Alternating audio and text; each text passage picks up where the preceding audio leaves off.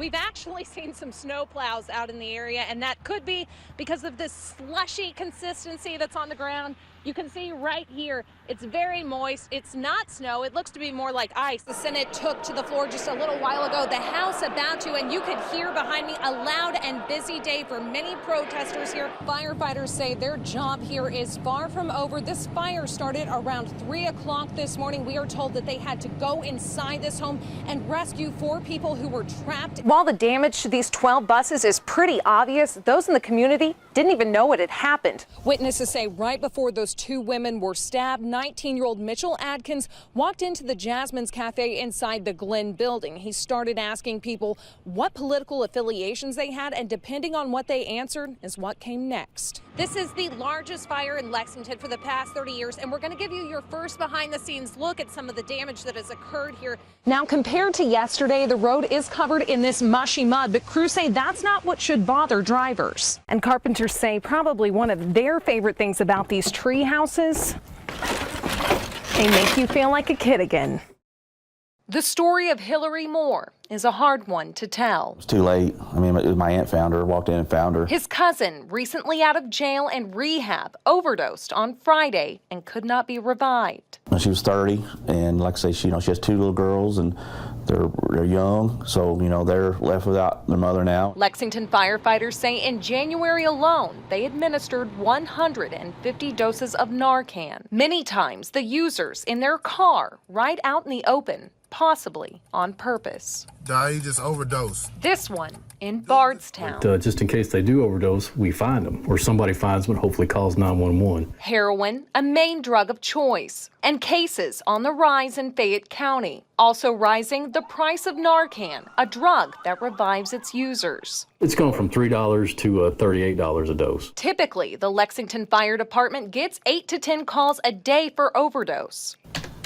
But they say that's an underestimate. 2010, we gave 492 doses at a cost of about $2,000. Last year, we gave 1,550 doses at a cost of $59,000. As for the drugs, they keep getting cheaper and stronger. Heroin cut with fentanyl. If people were really trying to get better, and they need that support, they need the people, their friends and their family to be there for them. Ty says if the right people don't offer a shoulder, you better believe drug dealers will. Covering the news in Lexington, Bonnie Campo, LEX 18 News. Racing through fire and rain. We know not to run into burning buildings, but you can't help it because they're helpless. Emery Brinklin, who works on Mercury Equine Farm, burst through what were once these barn doors, trying to free 36 horses inside. Just like the movie, the flames just rolled, I mean, I have never seen nothing like that, but yeah, it was bad.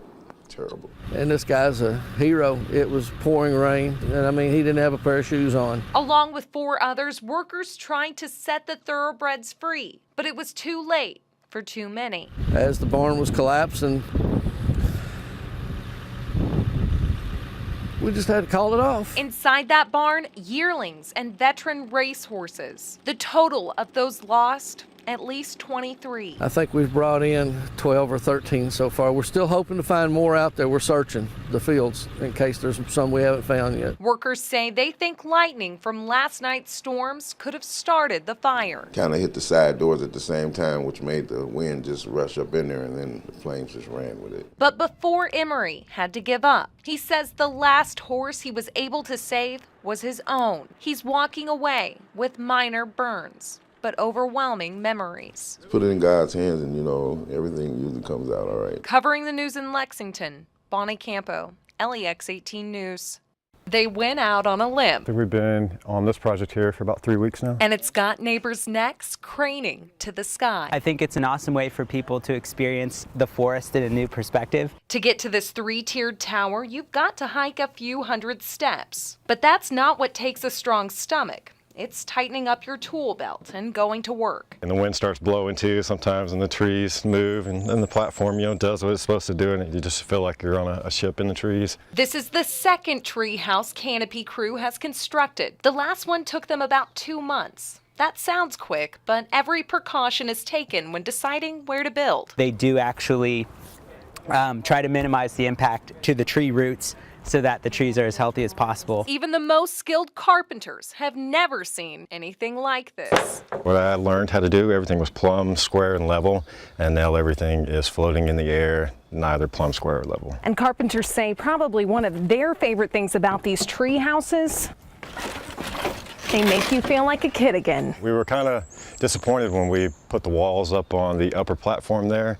Before that, there was no walls, and we'd all sit out there with our feet dangling over, and now we're kind of like trapped again. We don't get to feel like kids hanging over the edge. And any moment that we can spend up there in the trees, it's a pretty cool spot. They say once their project is over in the gorge, they'll get rooted in other cities. Covering the news in Powell County, Bonnie Campo, LEX 18 News.